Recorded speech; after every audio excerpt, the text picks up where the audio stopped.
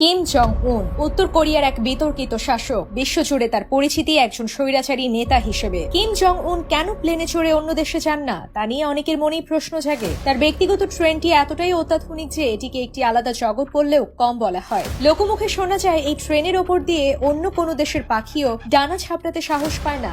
আসুন Kim Jong এর এই রহস্যময় ট্রেনের কিছু বৈশিষ্ট্য জেনে নেওয়া যাক। কিম জং উন ব্যক্তিগতভাবে দেশ ছেড়ে অন্য কোথাও যেতে খুব একটা পছন্দ করেন না। বিভিন্ন আন্তর্জাতিক রিপোর্ট অনুযায়ী তিনি মাত্র 10টি বিদেশ সফর করেছেন, যার মধ্যে চীন ও রাশিয়ার রাষ্ট্রপ্রধানদের সঙ্গে সাক্ষাৎ ছিল উল্লেখযোগ্য। এই স্বল্প সংখ্যক বিদেশ যাত্রায় তিনি তাইয়াঙ্গো নামের একটি বিশেষ ট্রেন ব্যবহার করেন। কিম জং এর এই ট্রেন যাত্রার নিরাপত্তা ব্যবস্থা দেখলে চোখ কপালে উঠবে। ট্রেনটি যখন কোনো দেশের মধ্য দিয়ে যায় তখন তার আগে একটি বিশেষ নিরাপত্তা ট্রেন চলে। এই ট্রেনটির মূল কাজ হলো লাইনে কোনো বিস্ফোরক দ্রব্য বা অন্য কোনো বিপদ আছে কিনা তা পরীক্ষা করা। যদি লাইনে কোনো বিস্ফোরক পেতে রাখা হয় তবে সেটি প্রথম ট্রেনটি শনাক্ত করে নিষ্ক্রিয় করে দেয়। এছাড়াও কিম জং এর ট্রেনের নিরাপত্তার দায়িত্বে থাকা কমান্ডোরা সবসময় ছোটখাটো যে কোনো পরিস্থিতির ওপর কড়া নজর রাখে। কিম জং এর ট্রেনের পিছনে আরেকটি ট্রেন থাকে যেখানে অত্যাধুনিক অস্ত্রে সজ্জিত সেনাবাহিনীর জওয়ানরা সবসময় প্রস্তুত থাকে। এই ট্রেনে কিম জং এর সবচেয়ে বিশ্বস্ত এবং প্রশিক্ষিত সৈনিকদের রাখা হয়। আকাশপথেও থাকে কড়া নজরদারি। দুটি হেলিকপ্টার সবসময় ট্রেনের দুই পাশ দিয়ে উঠতে থাকে এবং আকাশপথে নিরাপত্তা নিশ্চিত করে।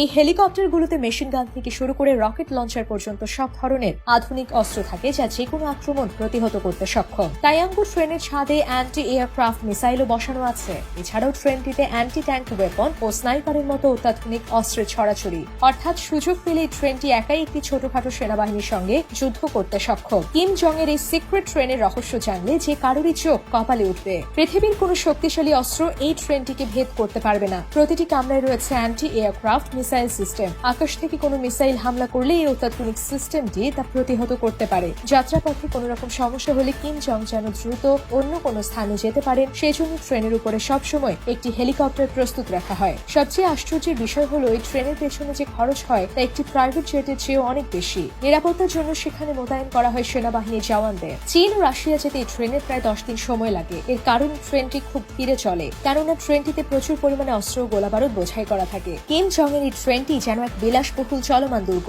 এর ভেতরে রয়েছে একটি অত্যাধুনিক অফিস যেখানে বসে কিম জং নিজের কাজকর্ম পরিচালনা করতে পারেন। এছাড়াও ট্রেনটিতে meeting room, waiting area, bathroom, bar, massage room ও সেলুনের মতো আধুনিক সব সুবিধা রয়েছে। যাত্রাপথে কিম জংকে আনন্দ দিতে এবং তার মনোরঞ্জনের জন্য থাকেন ডান্সার এবং সিঙ্গার। এত সব আধুনিক সুবিধা থাকার পরেও অনেকের মনে প্রশ্ন জাগতে পারে কিম জং কেন প্লেনে চড়ে ভ্রমণ করেন না, যেখানে প্লেনে চড়লে অনেক কম সময়ে গন্তব্যে পৌঁছানো যায়। এর কারণ হলো কিম জং তার পরিবারের পুরনো ঐতিহ্য মেনে চলেন, তাই সম্ভবত তিনি সবসময় ট্রেনেই ভ্রমণ করেন। আজকের ভিডিও নিয়ে আপনার মতামত অবশ্যই কমেন্ট করে জানাবেন। আবারও হাজির হব নতুন নতুন সব তথ্য নিয়ে। সেই পর্যন্ত ভালো থাকুন, সুস্থ থাকুন। ধন্যবাদ।